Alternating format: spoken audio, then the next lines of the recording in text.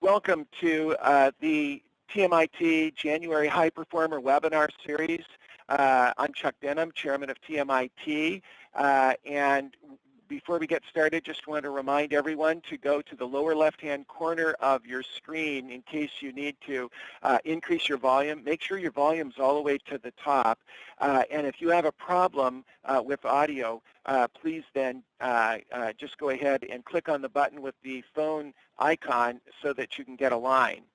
I'm on slide 4, and if you go to safetyleaders.org, in the upcoming events section, you can click on the January 16th date, the challenges of HAIs in accountable care, and you'll be able to download the slides that we have today of our speakers, and also you'll be able to go back afterwards and be able to watch and listen and be able to download the slides. And I'm on slide 5 for those that are there. On slide 6 is our Twitter and Facebook our tags. On slide 7, our calling at TMIT is to save lives, save money, and create value in the communities we serve. We try to adhere to that mission. Our disclosure statement is detailed and complete. Please read it, and we won't read it in entirety. However, we won't be talking about any products or services during this series of presentation, and no educational grantor or funder has had any influence over the topics that will be covered. So I'm on slide 10, and it's a great pleasure to introduce Becky Martins. Becky has been a long-standing leader in patient safety in Maine and nationally. After the loss of her father, she just took that negative energy and put that in the positive impact on saving lives. She's a co-author of a number of articles, has been a speaker nationally, and we'll ask her to kind of just set the tone for us for the rest of this presentation and the program. Becky, take it away. Thank you, Dr. Denham, for inviting me to be part of today's webinar. No one wants to see caregiving organizations succeed more than patients and families. By embracing partnerships with patients and families, caregivers can improve the reliability of the care process, improve patient experience scores, and most important, save lives. I'll turn the call back over to you, Dr. Denham. Thanks very much, Becky, and we're moving to slide 10. I'm going to just provide an update. Our speakers today are Mary Oden and Dr. Mike Henderson from the Cleveland Clinic, Sharon Rosemark, one of our leading trustees in the country from Sinai Health Center in Chicago. You've heard Becky Martins and Frank Giotto, our CTO. On slide 13, this is a web capture of a recent announcement, January 8th, of an Illinois outbreak of infections. And so one of the leaders that works closely with us has lost a family member to an outbreak of these antibiotic-resistant bacteria. In this particular case, announced over the web, 44 patients. We were told of this by CDC, who will be on next month with us to kind of help us understand the frequency of outbreaks and what's really important here. And this led us to talk about this current webinar in that CDC told us that with consolidation of networks, trying to get uniform standard of care in infections is a real challenge. And so we reached out to Dr. Henderson and Mary to help us understand how they face the challenges of consolidation and pulling together multiple players to establish uniform standard of care. On slide 14, I just addressed a survey that we did of you as the audience this last year when Marty Macri spoke on our webinar, and a good friend of Dr. Henderson's, and we had the opportunity of interviewing him, and he shared his book with us. And during that presentation, we polled you as an audience, and it turns out that 41% of you that day, and we had about 600 or 700 people and organizations on, 41% were responsible for infections, and to read this chart, you were given an opportunity to pick 10, very strongly agree. The 1s through 6s are kind of the negative responses. And it looked like there was a huge recognition of the magnitude of the hazards of these infections. 20% of you gave it a 10 that you needed more information regarding procedure suites and infections. 8% of you gave it a 9. 27% gave it a 7 or an 8. So that was a pretty high number, although a big balance of you, and forgive us for those that are not responsible for infections, we're not as interested. But since these big outbreaks have occurred, and I won't read through the rest of this slide for you, but suffice to say that a significant number of you are very, very interested in helping reduce such infections. The CDC 2013 report that has just come out states that there is an estimated minimum number of illnesses and deaths caused by antibiotic resistance of over 2 million illnesses and 23,000 deaths. So that's a pretty significant portion of those who get infections. And it's estimated that a minimum number of illnesses and deaths due to Clostridium difficile is listed there, at least 250,000 illnesses and 14,000 deaths. So we really highly recommend the CDC report. It's chock full of the latest information. Now, when we looked at the targets that you wanted us to focus on in 2013, governance, board training, and patient safety and board chair action was in the top 10, and we have Sharon Rosemark to be able to help us understand the perspective of such infections with governance. Then when we asked top 10 practice areas, 60% of you made prevention of infections at 10.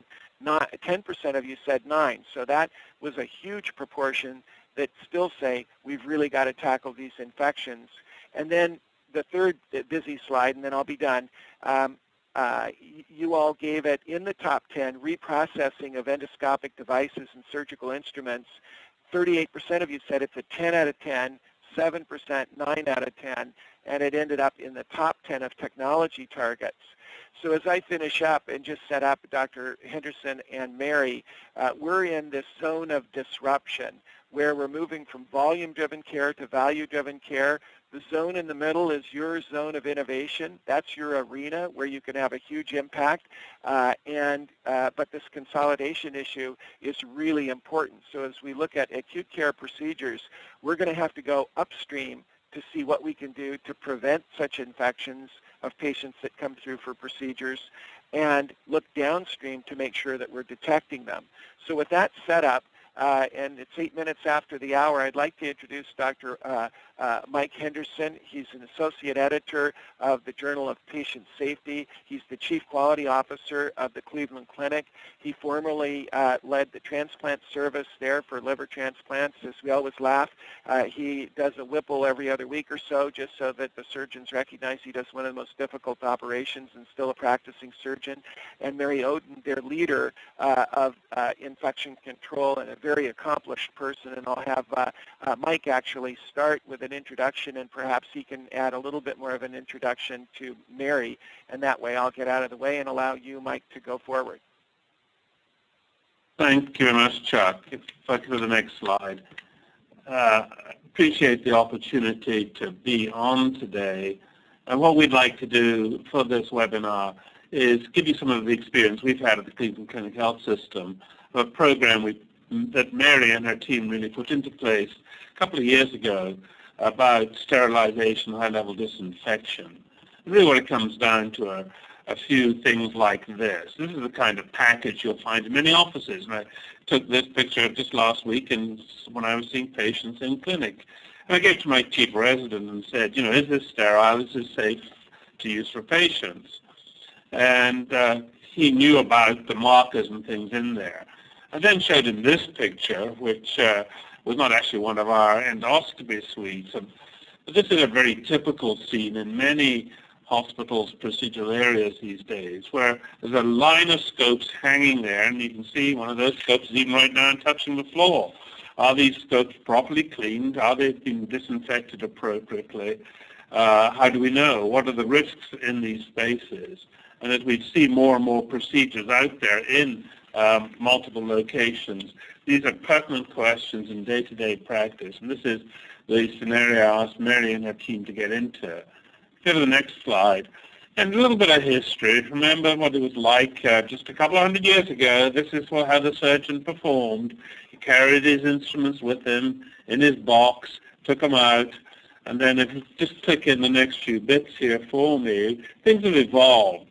But as it gets more complex, the places we do it are increasingly complex, but also the bugs that are potentially infecting these are more complex. So have we really improved?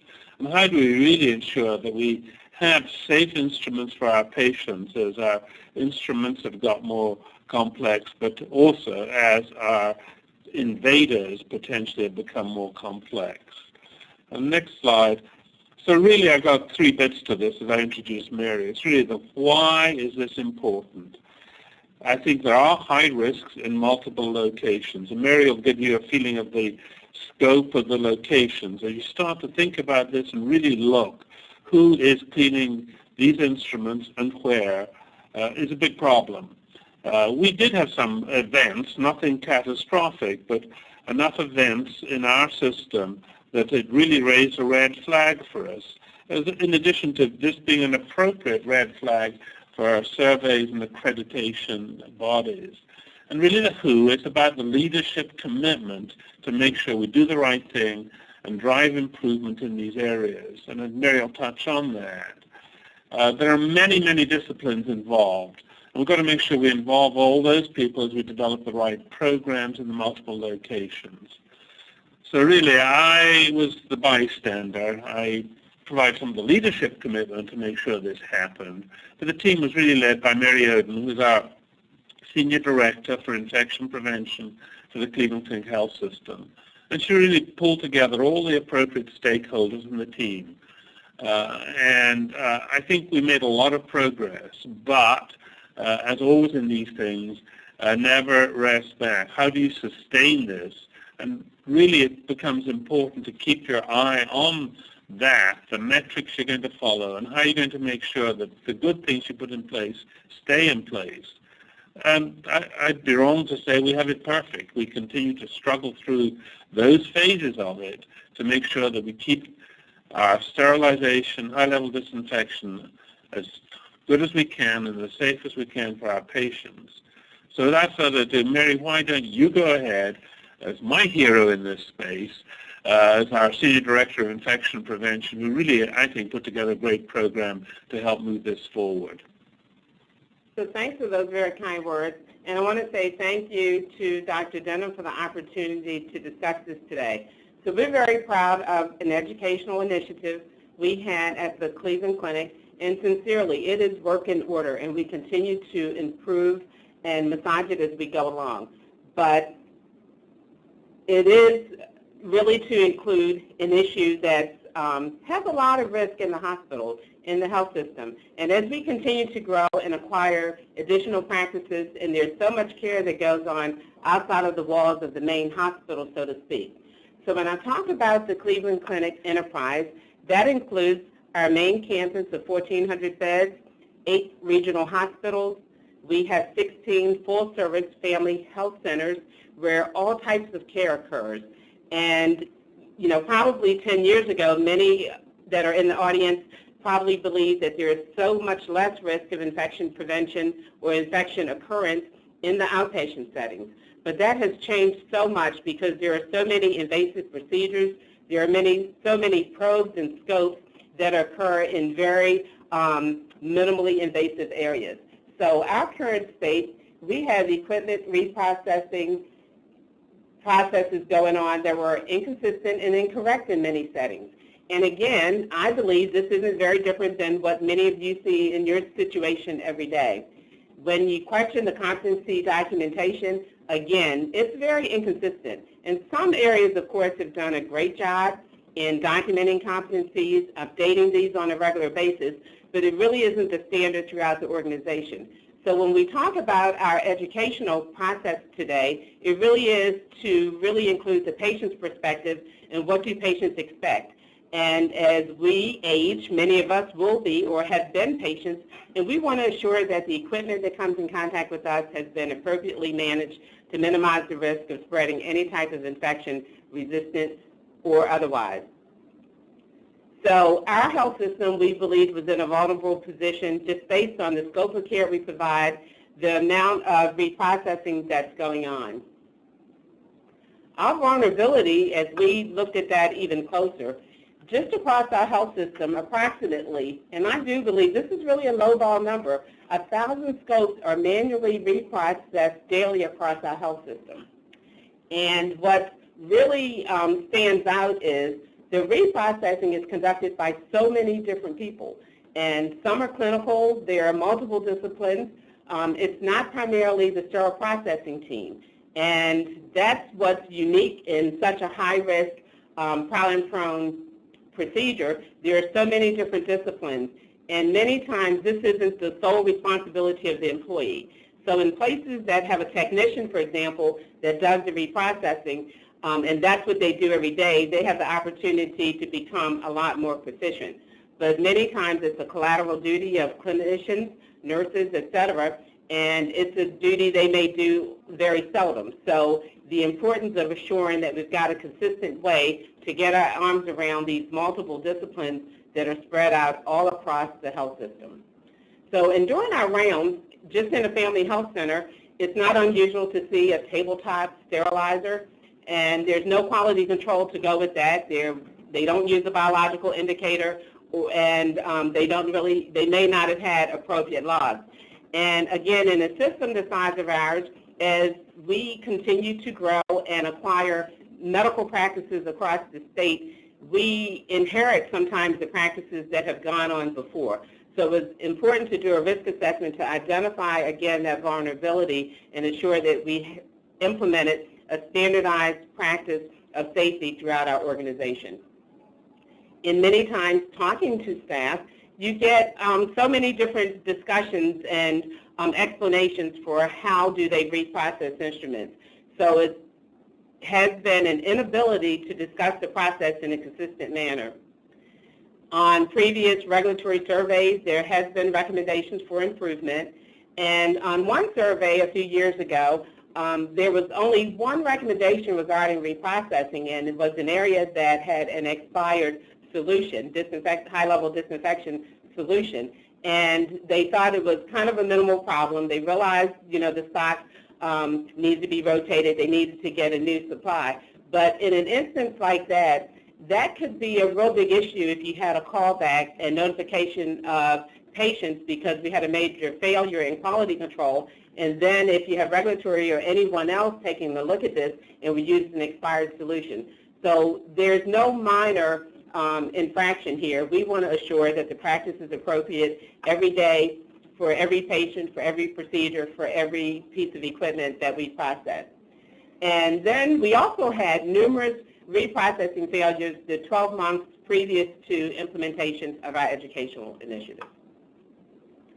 So I think many of us are all very well aware of national incidents that have occurred, and I've listed just a few. I think many of us also remember there was an outbreak of infections associated to bronchoscopy several years ago, and it was a resistant strain, but the reprocessing and the management and maintenance of the equipment was responsible there.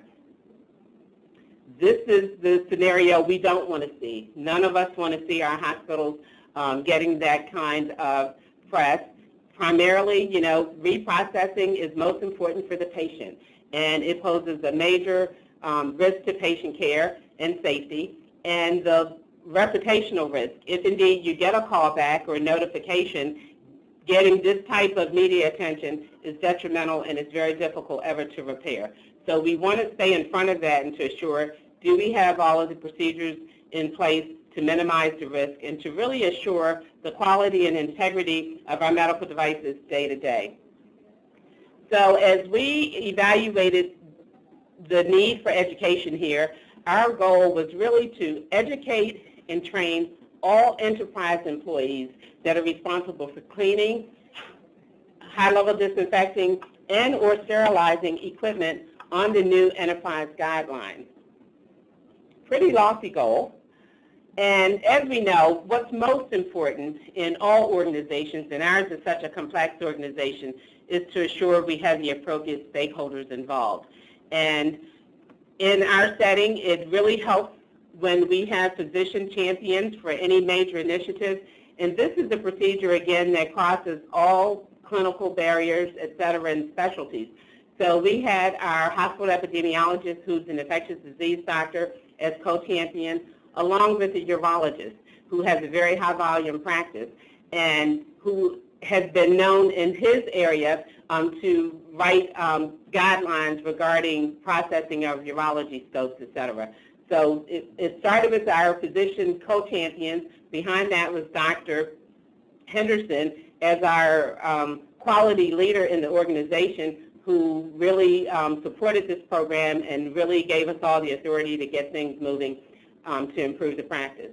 The team members are all listed, and you can see the widespread disciplines included. And then it was important for us to assure that the people involved in the process and development of education and describing what the optimum should look like should be those that are impacted by the procedure and the day-to-day staff that are involved in these areas. So we had regulatory and quality and safety and clinical with nursing, et cetera, but we wanted people from the areas, from the operating room and digestive disease, which is endoscopy, sterile processing, people working in these clinics, et cetera, that deal with the staff, that deal with the day-to-day problems, so that when we devise our educational plan, we wanted to assure that it's a practical plan that can be implemented and that people will have ownership. So our initiative components started with our supporting documents, and the guidelines that we developed included one specific to sterilization and high-level disinfection of patient care items. And that one primarily is more for mostly the sterile processing group, a lot of the operating room, and for people that do a lot of sterilizing. The cleaning and disinfection of endoscopes is what had a wider mat, because it's usually the high-level disinfection that occurs in so many of the settings outside of sterile processing with so many different disciplines of staff. The competencies included, very basic things, including the instrument cleaning. And, what's most important is the meticulous cleaning immediately after use to assure that we're able to remove the initial debris and contamination before these other steps, such as high-level disinfection or sterilization, could be effective. The wrapping and packaging, and as well as the sterilization components, were all included. Also, we needed to look at our monitoring logs to assure that we've got consistent documentation and the disinfectant monitoring logs are in place and they're consistent throughout the organization. So we called our preliminary milestones. As we moved along, we had the position statements, as mentioned, the competency checklist. And so you want to ensure that as we develop these tools, you have a way to document that staff are competent to complete the procedures. So there were competency checklists that included the different steps throughout the procedure. And we had the universal monitoring log. And our educational module was developed, and we have an online format for tracking compliance. And this is really what's most important as you look ahead. How do you sustain it, evaluate it, and understand what the compliance is moving forward? So we have an online way that managers are able to track education and assign their staff for annual competency training, and they're able to run reports to ascertain what the compliance is so that this can be part of the employee performance planning. One of the things that we did throughout this process also, through the task force that worked on this, was recommend that a root cause analysis should be done for every sterilization incident or any reprocessing failure that occurs. And again, we wanted to be sure that once we came up with a good guideline and procedure, we still needed to have a way to measure the effectiveness. And if you continue to have events, incomplete cycles, or reprocessing failures, then it means we haven't really addressed the problem appropriately. So as minor as some of these may be considered, we do have internal investigations that are done with every event just to assure that the process is working. Was it a personnel issue? And really want to understand it. Are there some additions or adjustments we may need to make to the process itself? One thing that I'm proud to say is they're kind of far and few between, so it's made a major difference. But of course, it's not a perfect process, but we're miles ahead of where we were several years ago. So the initiative components within the modules, there's an online, it's an internet educational module that employees all are assigned if indeed they reprocess instruments at all. And again, there's one for sterilization as well as high-level disinfection and disinfection of the endoscopes. That's really very specific to how to manage those to assure appropriate reprocessing to all of the channels, the cleaning, the calibration necessary, et cetera. There are professional instructional videos embedded. And that really is what's most helpful because we try to follow good methodology for adult education and for learners, and it's helpful when they're able to really see rather than just have a lot of lecture. So there are videos embedded from the various areas that reprocess, which shows Cleveland Clinic staff. So there are staff that they're familiar and places that they're familiar with and used to seeing. Then how do we assess kind of their knowledge base after receiving this training? So that there were recall quizzes embedded into the modules, and they had to have 100% prior to being able to complete the educational module. These are just some pictures of the manual cleaning that goes on and some of the various steps. It starts with the assistant in the room immediately after use of the endoscope, starting the cleaning right away to before the secretions should dry. And this is what should happen even at the bedside. And then the equipment is moved out into the appropriate area for the reprocessing. The one that shows the Enzol solution for the enzymatic to assure the initial protein secretions are removed and the initial cleaning process should occur. We just wanted to show a picture because, of course, all of the solutions and containers should be labeled so that you know what they are. And then there are other varying cycles to assure the testing, leak testing, et cetera, is done, using appropriate PPE, assuring that the endoscopes are coiled appropriately and attached appropriately so that the disinfectant agent comes in contact with all of the channels and all of the different parts, and the solution obviously should be appropriate to assure complete immersion. So we have a lot of manual reprocessing that goes on, and there are so many different issues why. What we really want to recommend and we prefer is automated endoscope reprocessors as much as possible. But what's important there is then there's kind of a standard process that the machine is automated, and these are particular cycles that are completed. Otherwise, the system may abort, and it tells you on a test strip what has occurred. But we always want to stress to staff, no matter what type of equipment is used, that you always follow that original equipment manufacturer-specific guidelines and the compatibilities and protocols. Because whenever you alter these things, then we can assure that high-level disinfection occurred. Again, it's also important to assure that the adapters are used per these requirements as well. So automation is best because usually we can't do too many adjustments and shortcuts. You have to go through the whole cycle for it to be completed. And it takes the human error aspect out as long as we follow that. But this is something that we had to continue to stress in our organization also, is following those recommendations. Next steps after developing all of this was working on our targeted manager communication distribution. And this was probably the most difficult because we had to rely on managers to identify who are the staff that need this education, because there's not one job code that you can go to HR to identify who should be targeted and what particular job titles or departments. It really is widespread. It's in areas where we were very surprised as we identified so many places that have probes and scopes and reprocess on a daily basis. So we did have to rely on the managers to really communicate and identify the staff in their areas that reprocess. But part of this targeted communication, we have an idea, of course, where reprocessing occurs based on some of these high-volume places, and the supply chain was able to give us some assistance with identifying who are buying the solutions, who owns the equipment, et cetera. And so this process was pretty helpful.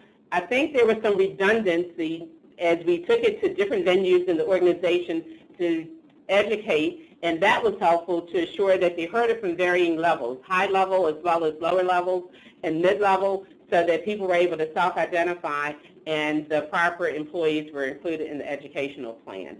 Then we had the official rollout communication for the organization at large to communicate to all employees. And then the next component of that was the Train the Trainer program. And the Train the Trainer really has been an important piece of this, and there has been lots of lessons learned throughout the whole process. So the intent of the Train the Trainer was to reinforce the education through the didactic session attended by the champion trainer from each facility. So we asked each area that reprocesses send someone for the Train the Trainer program. So the department, they have the expertise in the department, and that's really the trainer.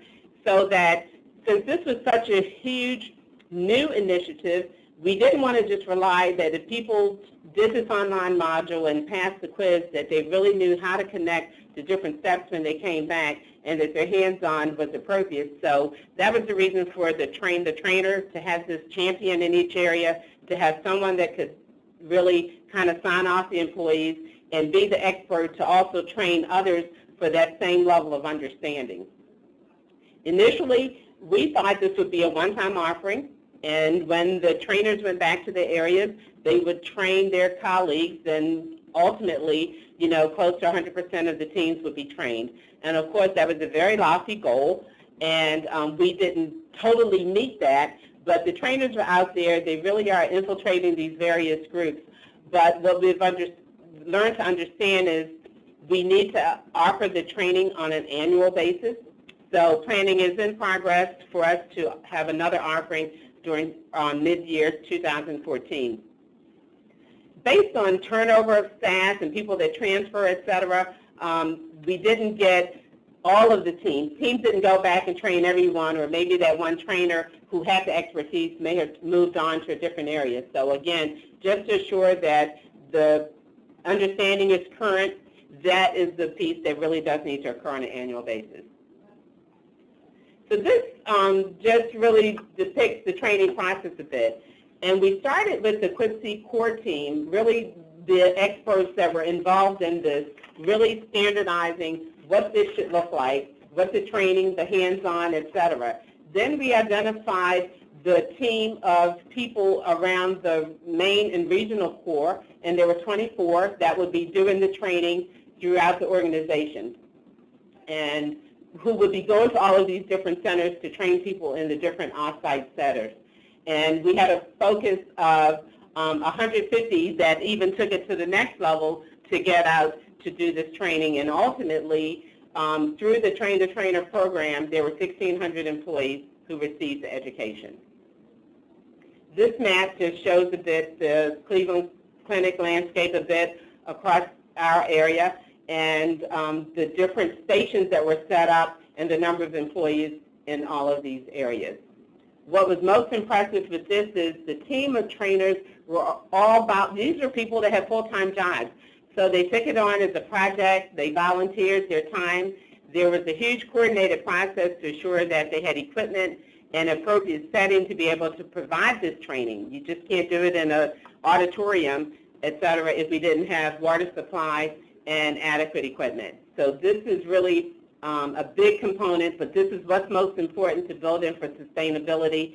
And if you consider such a system, we do need to include this on an annual basis.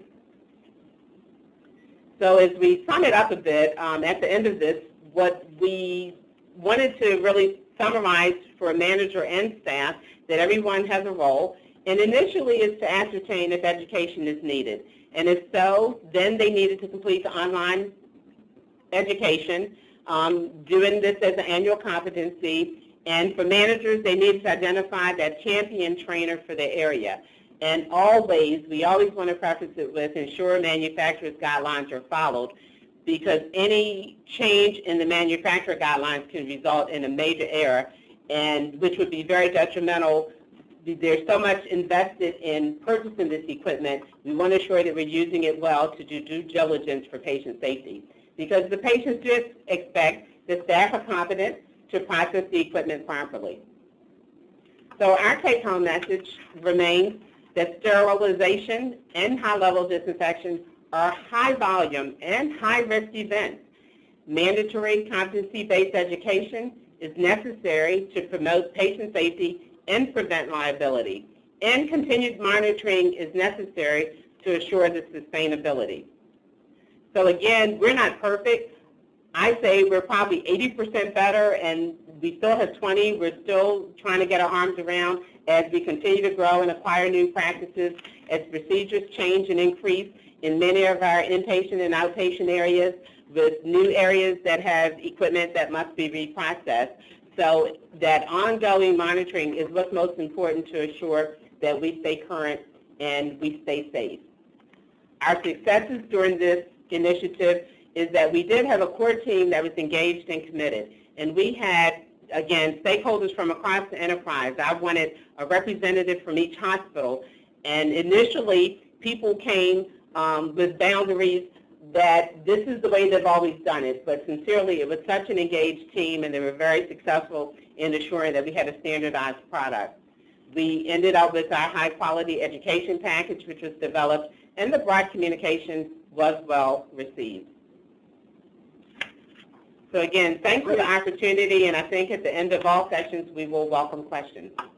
Great. Well, listen, Mary, that was fantastic. We'll go to Mike now to just build on what you said and fill in some of the blanks that he would like to from a physician's perspective. His core leadership, as you mentioned, was vital. Mike, do you want to kind of address the areas that you'd like to underscore, especially in light of our audience that are building narrow networks and acquiring practices and outpatient centers that may not be at the same uniform standard of care? Yeah, thanks, Chuck. No, I think Mary did a nice job of portraying the scope of the issues here. We tend to think of sterilization, disinfection as hospital programs. They're not. They are important and permeate healthcare across the spectrum. And she made the point that we really have grown as a health system.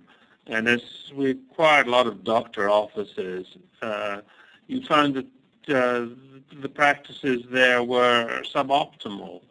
I think we moved the whole field of, particularly the office side of the high-level disinfection, from kind of the old see one, teach one, do one, see one, teach one, to a proper program with competencies and standards across the system that I think everyone does understand. And I think, as Mary pointed out, the number of incidences and events are dramatically different. And I must say, as I do go to some of these locations and we're out making rounds, you talk to people about it, they kind of get it now. Whereas I don't think we could have said that 2 or 3 years ago. So I would just highlight that I think we all need to pay attention to it.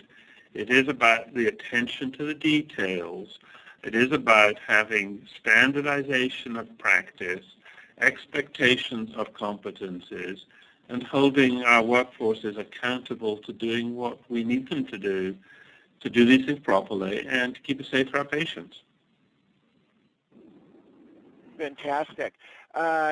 You know, as to just set you up and introduce also an opportunity for Sharon to react and then come back to Becky and Mary, I've advanced the slides to the recent Patient Safety National Meeting that was jointly sponsored by the Joint Commission and the Patient Safety Movement.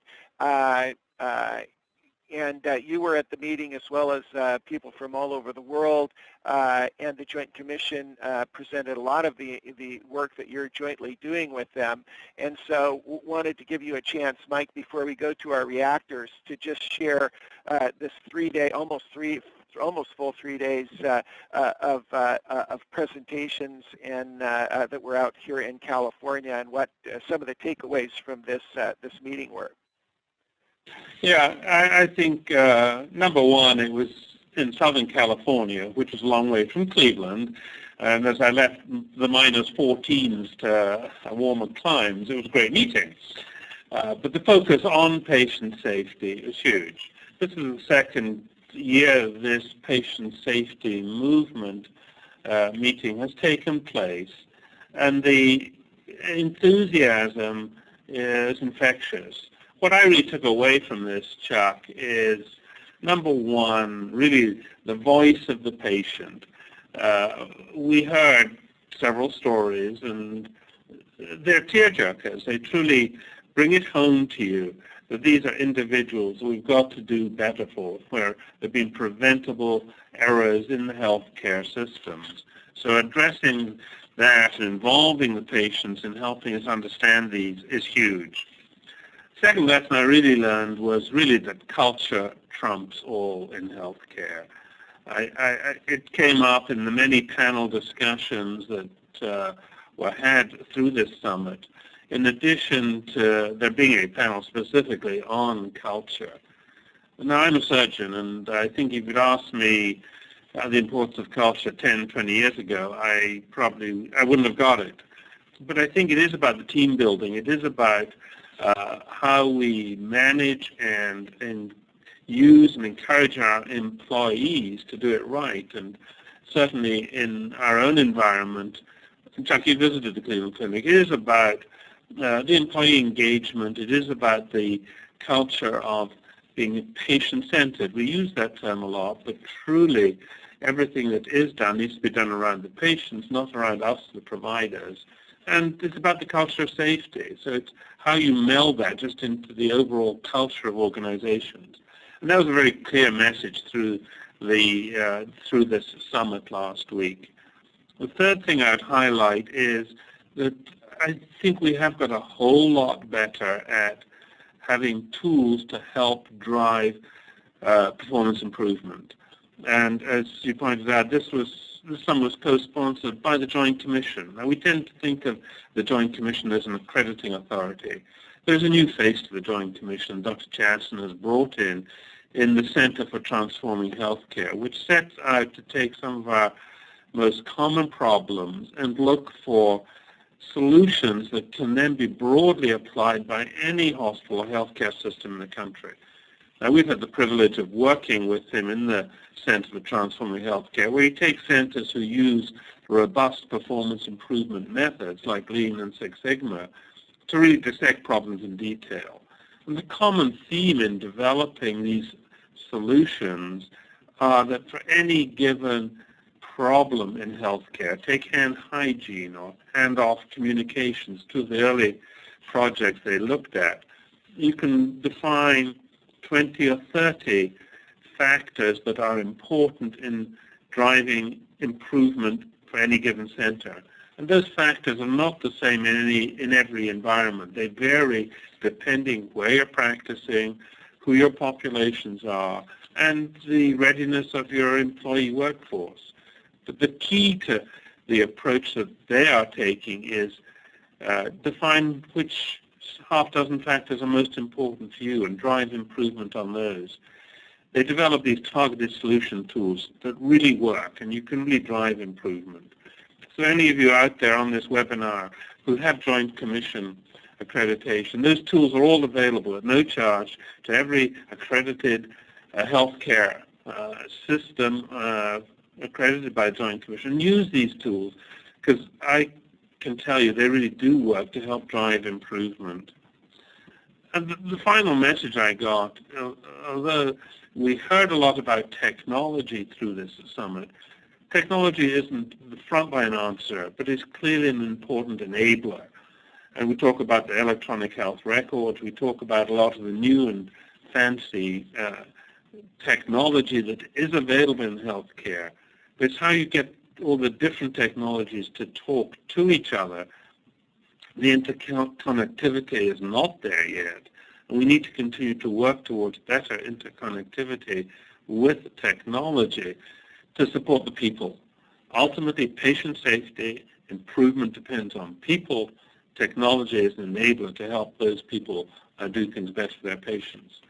So I always come away from summits like this, Chuck, reinvigorated with enthusiasm to look at some of the new things we hear about, but take that next step. And the target is to zero preventable harm by 2020. I think that's an achievable goal. We have to look at these things. We have to work better at it. And certainly I was stimulated from what I heard last week. Fantastic. Mike, and you always are a grounding influence on us as we look at things, because you're data-driven, a surgeon, very practical, and so to hear your encouragement of these tools being grounded in that reality of the practical is really a great endorsement of, I think, the trajectory that we're on in patient safety and quality. I'd like to come to Sharon. Sharon Rossmark is a trustee at the Sinai Health System in Chicago, a wonderful person who we have gotten to know over the last few years. She's in our Discovery Channel movie that addressed boards and the critical issue of the board engagement and the leverageable power there. And Sharon, do you want to react to the topics that we've covered? Is one, these outbreaks of infections that we're now seeing that we really need to be prepared against and revitalize our vigilance on preventing infections. Mary's work and the wonderful presentation she gave, and then also you were at the meeting with Dr. Henderson out here in California as a panelist. So pick your topic, Sharon, and we'd love to hear from you before we go to Becky to get comments from Becky. And you may have muted your phone, Sharon. We don't hear you. Can you hear me now? We can hear you now. Okay, great. Well, thank you, Chuck, for this opportunity to participate on the panel. A couple of comments that resonate for me, a few things that Dr. Henderson talked about. For me, it's about culture change, and culture change of this magnitude must be championed by the board. And again, I'm giving a board perspective only from the standpoint of governance has got to play a role in making culture change and organizations evolving. So a couple of things. The board must ensure organizational funding to support risk mitigation with the goal of zero infections. And if you're not starting with zero infections, it becomes difficult to really make progress. A few comments about the presentation that Dr. Henderson and Ms. Oden shared with us today is that their presentation speaks volumes about the approach to care and diligence the Cleveland Clinic Health System takes to developing a uniform standard of care for their patients. And I think they're leading by example in terms of what the rest of us can learn in terms of an approach. So I would offer a couple of observations about the presentation. In the world of competing priorities, it is clear that their leadership team has firmly placed this work as a priority for their organization. And again, that's a great example of leading by practicing what they preach. Secondly, their approach to the issue ensures the organization has the tools and processes necessary to effectively address sustaining behavior and process change. And again, if the board is not driven to provide the necessary support, they need to really reach out. An organization would really need to reach out to have the board champion their efforts in this place, in this part. And then thirdly, from a board perspective, the breadth and depth of their work signals that they have engaged a multidisciplinary and cross-functional approach of engaging staff across the entire organization. And, for me, when I see presentations that are singly focused within one area, it leaves one to wonder how they're actually going to roll it out and engage the rest of the organization. So what I like about their approach, again, is that it's cross-functional. So two final comments. As in the case of the issue presented today, clearly HAIs are a risk to any organization, especially a health system as large as the Cleveland Clinic system, but you don't have to be a large system to have the exposure. So the two things about their approach that resonate with me as a board member is, one, the transparency. And if you look at their website, they clearly post all of their quality numbers and their approach to patient safety, which I think is important. And then secondly, and the final point I'd make, is that they have a single system-wide commitment to overseeing the sterilization process, which over time will save time, money, and most importantly, lives. So thanks again for the opportunity to participate. Fantastic, Sharon. We'll be coming back to you shortly for some more comments on certain topics. But Becky Martins, would you like to respond to what you've been hearing? First, I'll address Dr. Henderson's reference to the patient safety movement and their inclusion of the patient and family voice at the recent summit. I really want to applaud that culture. That's the shift that we need to see. And, Mary had said everyone has a role. Patients and families are in the side wings. We want to work with the healthcare facilities and the caregivers that are so committed and dedicated to reducing the rate of infection.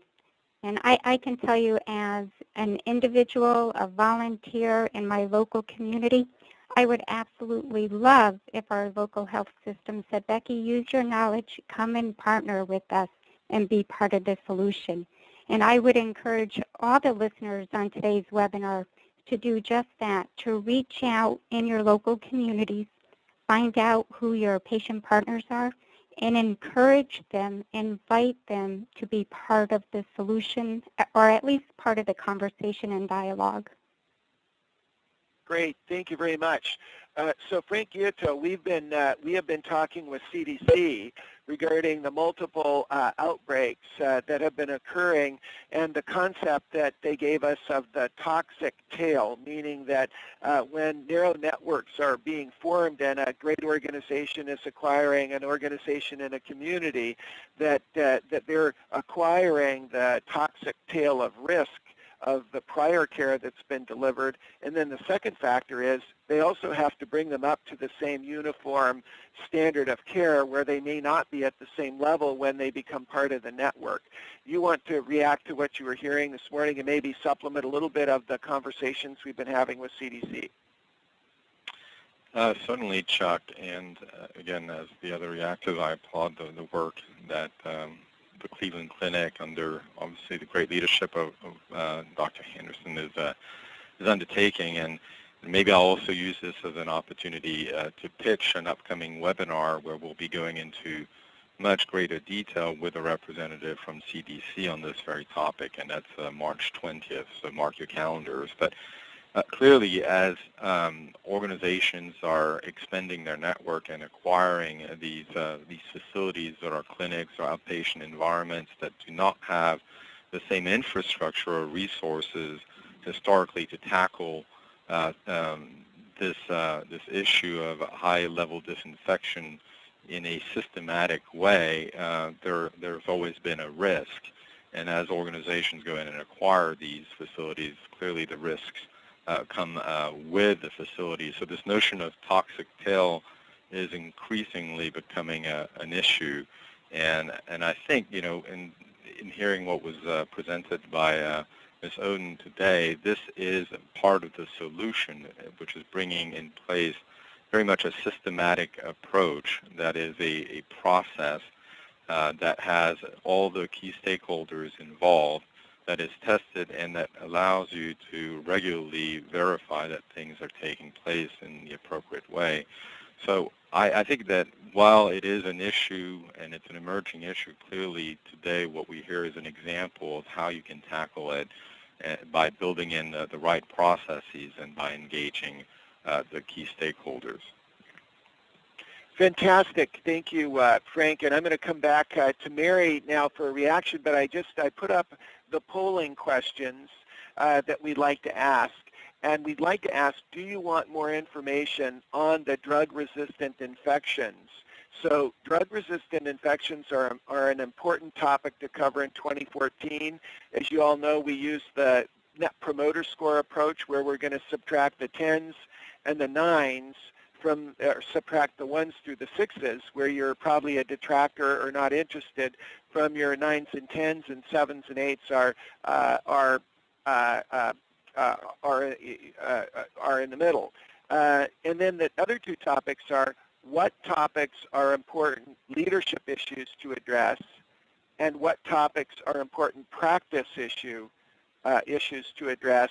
And then the final question is, what are the important technology issues to address? Again, that same triad that we covered last year. So in the lower right-hand corner of your screen, you can answer the questions by just clicking on the dots and put a free text entry of topics that you think are important, and then we will respond to those. And that's in the lower right-hand corner of your screen. And if you want to submit a question, you can in the Q&A box that resides above that. Mary, you gave us a wonderful presentation. Are there other thoughts that you'd like to now bring up that perhaps you didn't in the presentation, or react to things that Dr. Henderson or Sharon Rossmark or Becky Martin said? So I think nothing really to add. So thanks for the remarks, and I'm in agreement that it is a very important topic.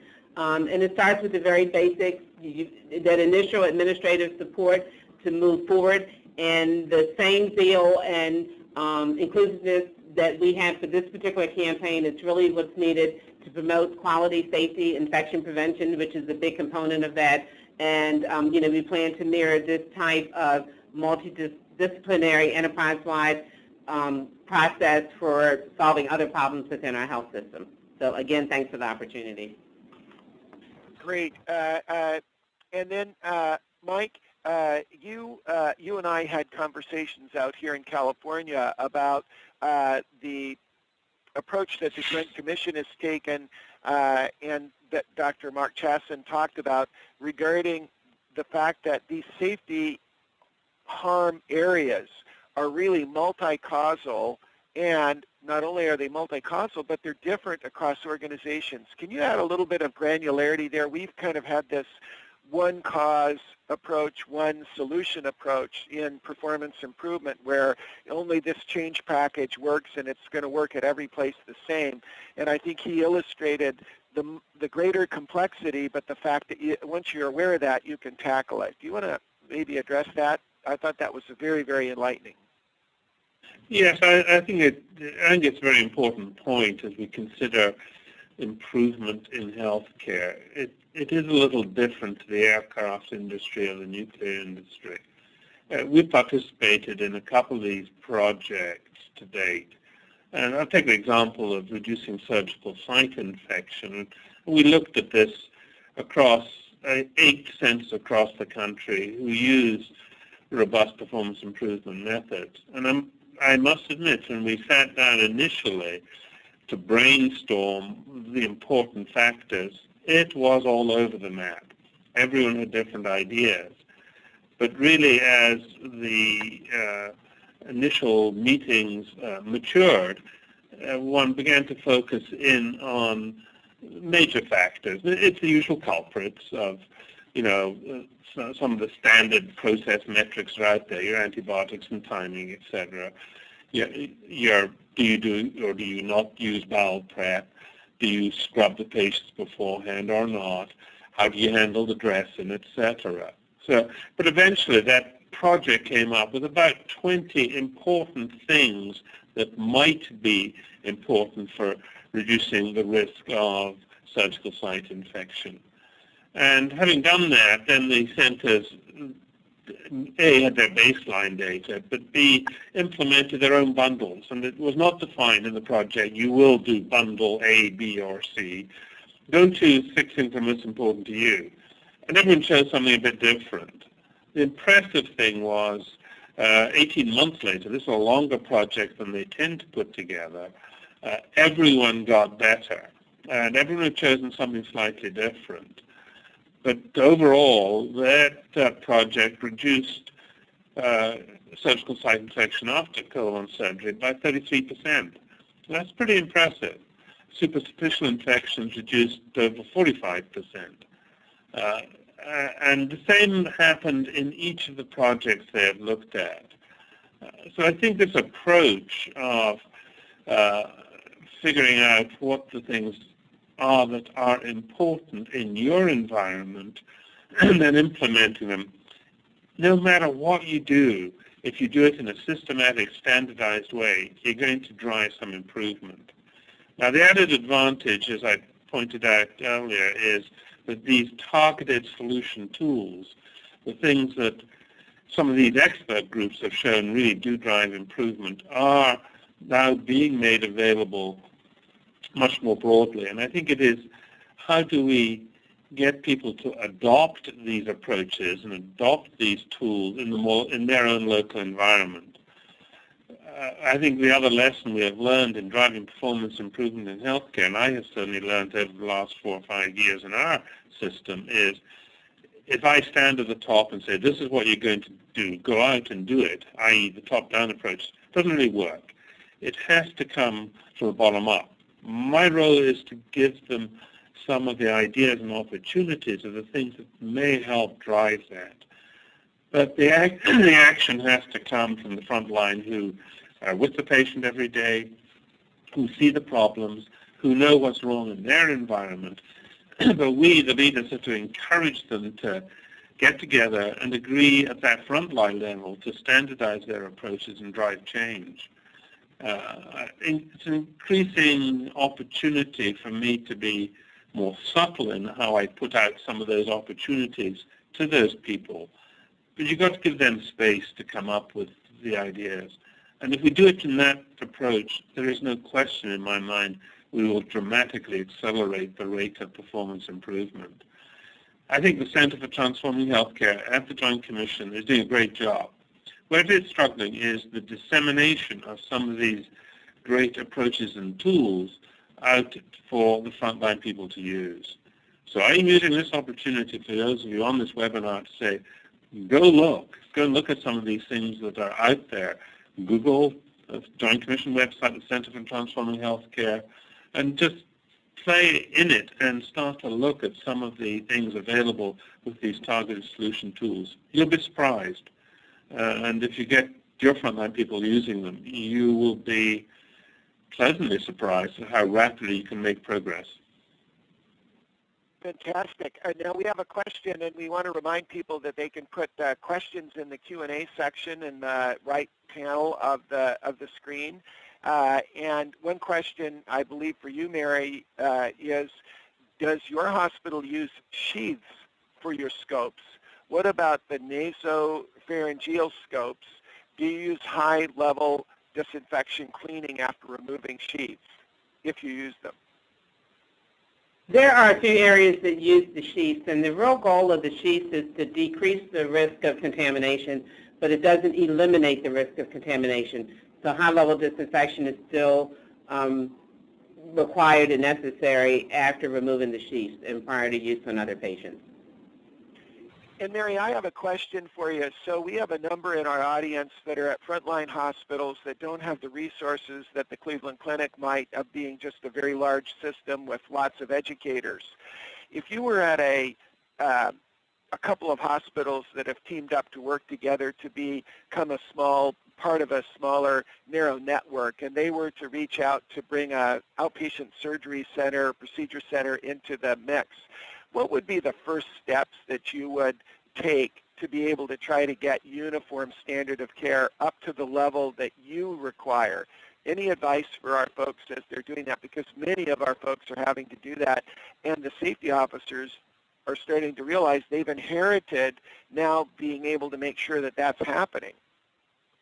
You're right. That is the reality that many people face every day. So what's important is to initially identify the core team of people to be involved to help identify what the standardized process should look like. What should quality and safety related to reprocessing instruments should look like? What should the policies and procedures and the expected behaviors be for the organization? So identifying that core group. And again, in regional practices, there aren't so many people, but still going to those specifics. And, some examples include infection prevention, sterile processing staff, endoscopy, bronchoscopy staff, et cetera. People that work in those areas that handle that equipment that probably already have some procedures in place. How can you look at it as an organization to really standardize it? Because if there's high-level disinfection that's going on in different settings, it really shouldn't be different for endoscopy than it is for bronchoscopy. What are the documents that you can standardize and really set the standard for what that should be, and then use that as a tool for assessment as new practices are onboarded. Go through the checklist to ensure they have those initiatives in place prior to hanging the banner of your organization. Fantastic. Coming back to Sharon now. Sharon, from what you know now with the education that you've had this year about infections, what advice would you give our safety and quality leaders to recommend how they can talk to the board about infections and keep the energy alive and get them to really recognize that we have a growing problem with resistance, that we probably have more outbreaks than we think we do, and that we're going to have to put resources into the areas that Mary has addressed. What advice would you give us to pitch the board on being able to tackle these preventative areas? Well, I would make the pitch based on the facts, first of all, and then take it to a more personal level. And in other words, if you're getting pushback from your board because of the expense associated, then I would start the pitch with the fact that they need to rethink the financial equation associated with patient safety. Or said another way, as an organization, they cannot afford not to invest in patient safety. Lives are at stake, and it could be your child, your parent, your spouse, your significant other, or your best friend. And so if there are organizational pressures around investing in this area, then I would say that the pitch really needs to be on why they cannot afford not to invest in patient safety.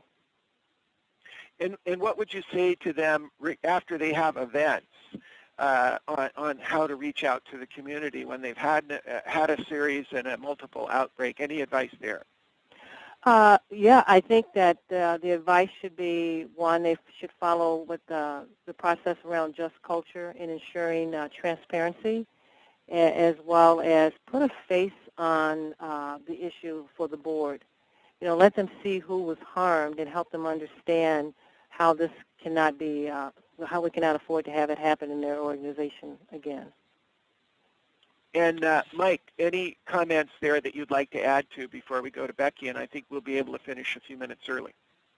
Yeah, no, I agree absolutely with what Sharon just said. Transparency is the name of the game, and being totally honest about what happens when something does go wrong.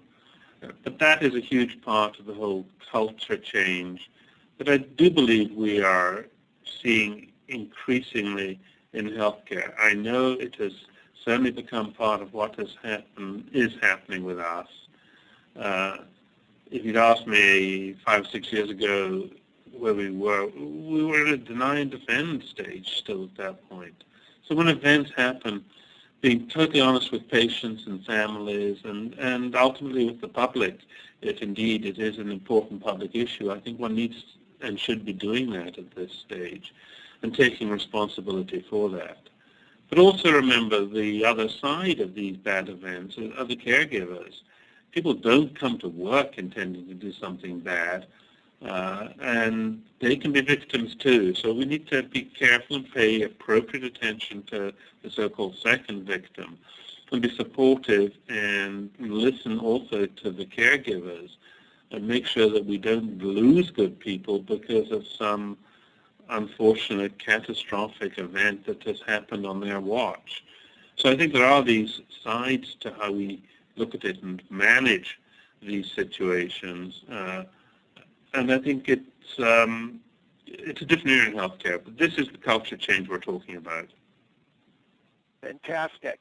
Well, I think I'll take the liberty of closing us a little bit early and address this issue of disclosure. And I think we're going to renew our efforts at TMIT HCC to be able to do that. We just want to make sure as we go forward that we are declaring conflicts of interest, just like hospitals need to declare any issues that they have with patients. And as we go forward and we start talking about different approaches in 2014, we'll continue to maintain that vigilance as we go forward.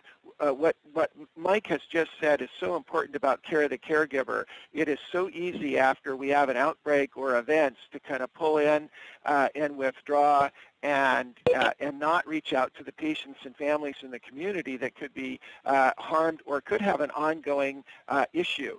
And so it's really, really critical. We think that we find out from the CDC what areas are important, the frequency of outbreaks, and where we go. So as we head forward in what's coming now down the pipe, we'll be having at least one session with CDC to have to tell us where things are going. We will we're going to renew our efforts and be even more vigilant about any products, services, or technologies that are addressed. And then just want to reaffirm all of us today from a disclosure standpoint that no product or service was discussed here. And I want to affirm, which we will in fact sheets as we go forward, that historically TMIT HCC has not, none of our members have received any direct compensation from any company or technology company that did not go through HCC Corporation or TMIT. And I think, Mike, you addressed this issue of the recent meeting out here in California where technologies were discussed. As we go forward, I think we're going to have to figure out a way to be able to bring all the stakeholders together in a kind of a safe harbor to discuss how these are used without the potential threat of conflict of interest. And I don't think we've developed the systems that we can. But as you say, I think playing off of the word transparency is really, really important to do and build the mechanisms in order to do it. I think this recent meeting was very successful and it did address technologies, but it was handled with the right balance. Do you want to react to that just a little bit? Because I think it is unique for us to start to bring technologies into meetings. Yeah, no, I think that's absolutely true. And I think it is one of the challenges we face currently. I think particularly as you look at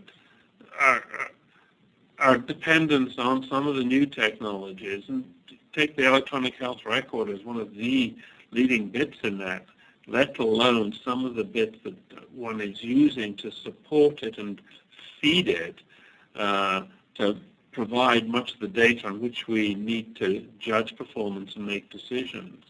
So I think it is getting increasingly complex. But I think we've got to be very careful that we don't let technology be the driver. People remain in charge. People are the drivers of healthcare. And it's really about how people are behaving and our performance on that front that's going to be the most important bit as we move to the changes being imposed upon us with some of the healthcare reform that's happening at the moment. But making sure that we keep a safe balance and a safe house for these discussions going forward is going to be really important, Chuck.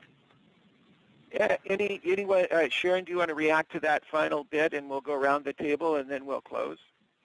Well, the simple answer would be ditto, but I mean, quite honestly, it's all about having a focus on, and I did leave out the caretaker earlier, but having a focus on making sure the right process is in place.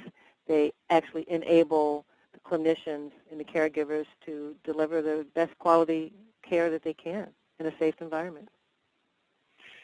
Becky, would you like to weigh in at all before we close? I guess I'll refer back to the previous comment from Dr. Henderson of the importance of taking care of the caregiver, the professional, clinical staff caregiver, as well as the family. And I think when I become aware of situations, patients and families often will read about things in the media headlines. And I took some time prepping for today's conversation to review the opportunities for patient and family involvement identified in Safe Practice 24. And I came up with an acronym to kind of summarize those, and that was I CARE. I, and again, this is all from Safe Practice 24, I for invite patients and families who have experienced MDRO-related illnesses to become members of patient safety and quality committees. C would be the culture that encourages patients and families to confirm with caregivers that they have washed their hands prior to beginning treatment, and also that the caregivers have used the recommended barrier precautions upon entering into an MDRO patient room. A, ask questions about transmission and prevention. R, recognize the signs and symptoms of infection. E is to educate the patients and families on appropriate care of patients, including precautions for preventing infection. And I wonder when a notification goes out or when the headline is in the media, if that's the perfect timing to really reach out to the patient and family community and help them partner with the clinical teams to reduce the rate of harm. Fantastic. We'll finish early now, and do you have any other thoughts that you'd like to add? We always begin with your voice and end with it. Would that be your concluding statement, or is there anything you'd like to add, Becky? Well, I'll leave you with a couple of words of affirmation, because I'd like everyone to go back to their work day encouraged. Everyone has a role to play, is what we heard earlier today. And most of all, to be on the direct caregiver line of action every single day, a lot of patients and families will never understand or comprehend how much effort has gone into that. So my words of affirmation are this. When you're near the end of your workday, and as you're walking out the door, you ask yourself, have I made a difference today? When you have the right people doing the right things, you get the right results for your patients. You have made a difference. The result, today at your hospital, someone is bringing their everything home. What does that mean for patients and families? It means that our families remain intact, birthday candles will be blown out, high school graduations will be attended, there will be dance recitals, home runs, new marriages, new babies, and presents to be unwrapped. That's all to be celebrated in a direct correlation to the work that everyone is doing to advance safer care. Fantastic. Well, thank you very much. I'd like to thank Mary for a wonderful presentation. I know that Mike is stepping out of very important meetings and has been really contributing on the national scene with the surgeons, with Sharon's input, a very special input from the board. Becky, thank you, and Frank, thank you for coordinating things with the CDC. And again, thank you very much for all of your attention and support. And as we move forward, we will continue to emphasize the way that we can work together with all the stakeholders and really create an environment of even more transparency, minimize conflicts of interest, and clarity in all our relationships. Thank you all very much, and we'll close this webinar.